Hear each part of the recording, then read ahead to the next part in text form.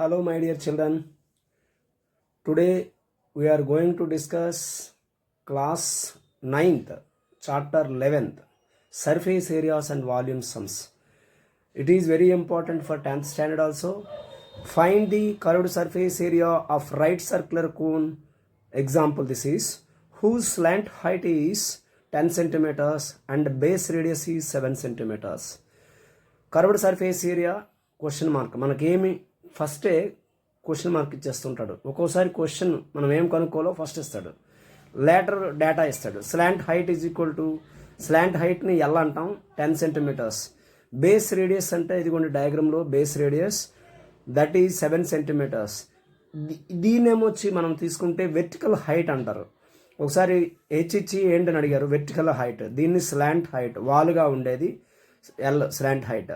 CSF cone అంటే ఇక్కడ మనకి formula very simple, pi R L. CSF cone pi R L. But వేరేజ్ 20 చూడండి, పై వాల్యూమ్ వచ్చి 22/7 into R value 7 into 10.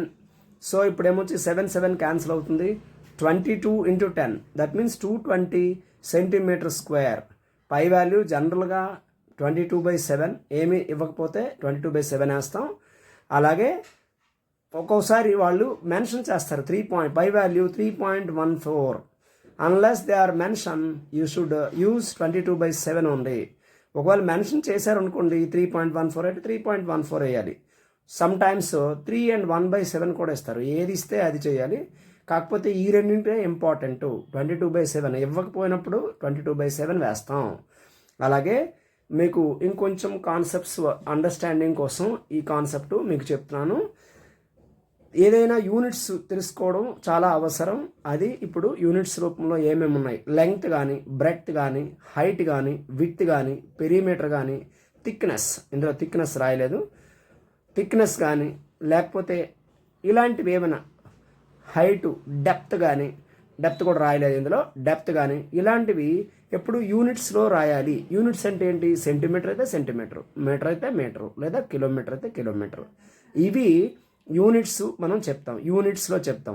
Area అయితే స్క్వేర్ యూనిట్స్లో చెప్పాలి. Square units or unit square అంటారు. అదేంటంటే సెంటీమీటర్ స్క్వేర్, మీటర్ స్క్వేర్, లేదా కిలోమీటర్ స్క్వేర్, లేదా స్క్వేర్ ఫుట్, లేదా స్క్వేర్ ఇంచ్, స్క్వేర్ ఇలా చెప్తాం అనమాట. స్క్వేర్ యార్డ్స్ అలా చెప్పొచ్చు. వాల్యూమ్ ఆఫ్ క్యూబిక్ యూనిట్స్, ఇది ఎలా అంటే వాల్యూమ్ అయితే క్యూబిక్ యూనిట్స్లో చెప్తాం. వాల్యూమ్ క్యూబిక్ యూనిట్స్ అంటే ఏంటి, సెంటీమీటర్ క్యూబ్ లేదా సిసి అంటారు. క్యూబిక్ సెంటీమీటర్ని షార్ట్ ఫామ్ అనమాట, క్యూబిక్ సెంటీమీటర్, లేదా మీటర్ క్యూబ్, లేదా కిలోమీటర్ క్యూబ్. ఇది వన్ ఆఫ్ ద సమ్గా నేర్చుకోండి. అలాగే next question, the height of a cone. Example 2, the height of a cone is 16 centimeters and its base radius is 12 centimeter. Find the curved surface area and the total surface area of the cone. Use pi is equal to 3.14. ఈ క్వశ్చన్లో మనకి value ఇవ్వకుండా పై value 3.14 mention చేశారు. కాబట్టి ఆ వాల్యూనే మనం వేయాల్సి ఉంటుంది. చూడండి children, the height of a cone. The height of a cone అన్న వెర్టికల్ హైట్ అన్న, వెర్టికల్ హైట్ అంటే H is equal to 16 centimeters. Base radius R that is 12 centimeters. Pi value 3.14. Curved surface area అంటే CSA మనకి కావాలి. అది formula గుర్తుపెట్టుకోవడం కోసం పై are అని రాసాం. అలాగే అది క్వశ్చన్ మార్క్ మనం ఫైండ్ అవుట్ చేయాలి. టోటల్ సర్ఫేస్ ఏరియా టిఎస్ఏ అంటే pi R into L plus R. Pi R into L plus R చూసుకోండి. అంటే మనకి లాజిక్గా గుర్తుండడం కోసం పక్కన ఫార్ములా రాసాం. No need to write this. మీరు పక్కన వేరే ఫార్ములాస్ డబ్బాలా రాసుకొని, బాక్స్లా రాసుకొని అందులో రాసుకోవచ్చు. Question mark. L square is equal to R square plus H square. L is equal to root over R square value అంటే 16 square plus H square value 12 square. Root over వేసేసి 16 square అంటే 256 plus 12 square means 144. ఈ రెండు add చేస్తే root over 400 that means 20. ఇది length కాబట్టి centimetres, అన్ని సెంటీమీటర్లో ఇచ్చారు కాబట్టి ఇది కూడా సెంటీమీటర్లో అవుతుంది. ఎల్ ఈజ్ ఈక్వల్ టు అంటే slant height. L is equal to slant height. Length అనుకున్నారు, కాదు, slant height. Slant height value 20 centimeters. Curved surface area pi R L. Pi value ఇవ్వబడింది 3.14. ఏదైతే మెన్షన్ చేశారో అదే వాల్యూ రాయండి. 3.14 ఇంటూ 12, ఎందుకని రేడియస్ 12, అలాగే ఎల్ వాల్యూ ఇప్పుడే మనం కట్టాం, స్లాంట్ హైట్ 20. సో 37.68, 3.14ని 12తో మల్టిప్లై చేసాం, ఆఫ్టర్వర్స్ 20తో మల్టిప్లై చేయాలి. 753.60 సెంటీమీటర్ స్క్వేర్. మల్టిప్లికేషన్ మీరు విడిగా కావాలంటే వేసుకోండి. 753.6 centimetre square. Okay, total surface area చూసుకోండి. Pi R into L plus R formula, pi R into L plus R. So 3.14 into R value 12, అలాగే L value ఇప్పుడే కట్టాం 20 ప్లస్ 12. సో మొత్తంగా 3.14 ఇంటూ 12, ఈ రెండు యాడ్ చేస్తే 20 ప్లస్ 12 యాడ్ చేస్తే 32. So value multiplication, after multiplication చూడండి, 3.14 ఇంటూ 12 ఇంటూ 32 మల్టిప్లై చేస్తే 1205.76 centimetre square. This is the second example sum. అలాగే ఇక్కడ చాలా ఇంపార్టెంట్ 10th పబ్లిక్ ఎగ్జామినేషన్కి most of the sums example sums వేస్తున్నారు, మీరు వాచ్ చేయొచ్చు. నెంబర్ ఆఫ్ పేపర్స్ చూస్తే మీకు తెలుస్తుంది. A corn cob shaped same somewhat like a cone, somewhat like a cone. మీకు కార్న్ కాబ్ అంటే మనము మొక్కజొన్న పొత్తల కండండి. Has the radius of its broadest end as 2.1 centimeter and length, that means height, as 20 centimeters.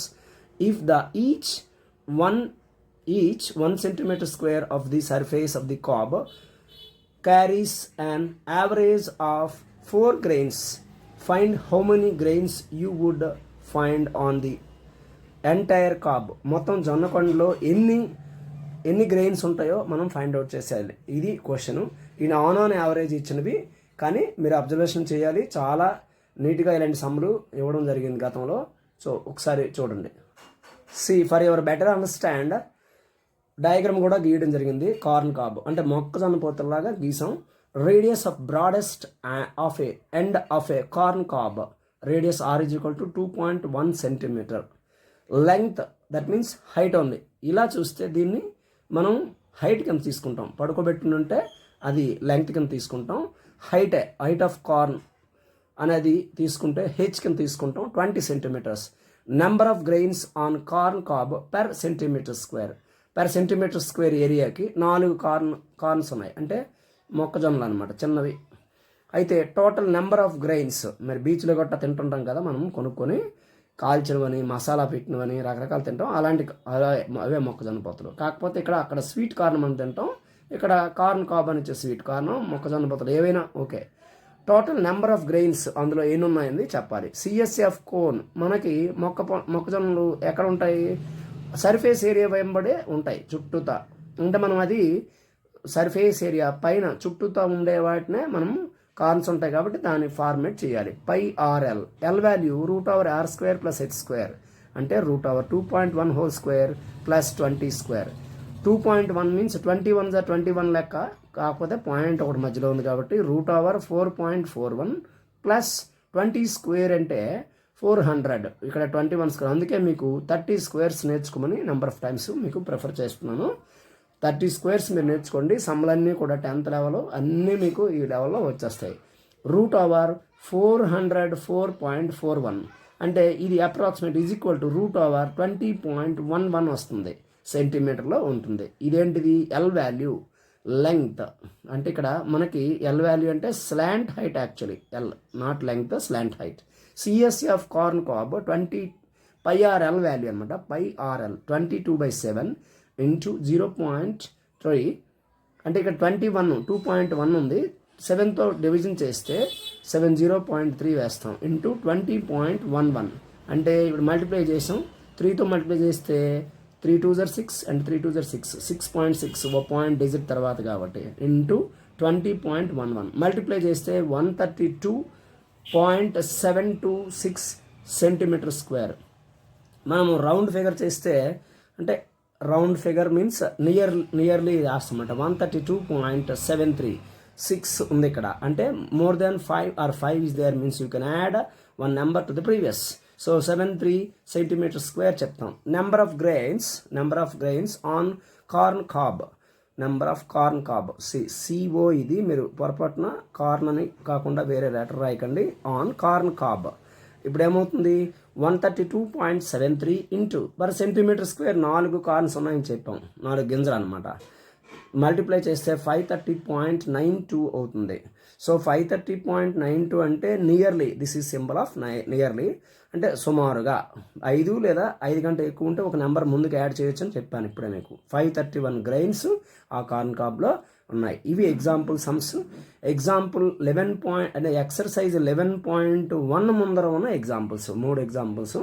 చిన్న చిన్నగా నేను వీడియోలు చేద్దాం అనుకుంటున్నాను, ఎందుకంటే మీకు ఎక్కువ టైం చూడడం కూడా విసుగా ఉండొచ్చు.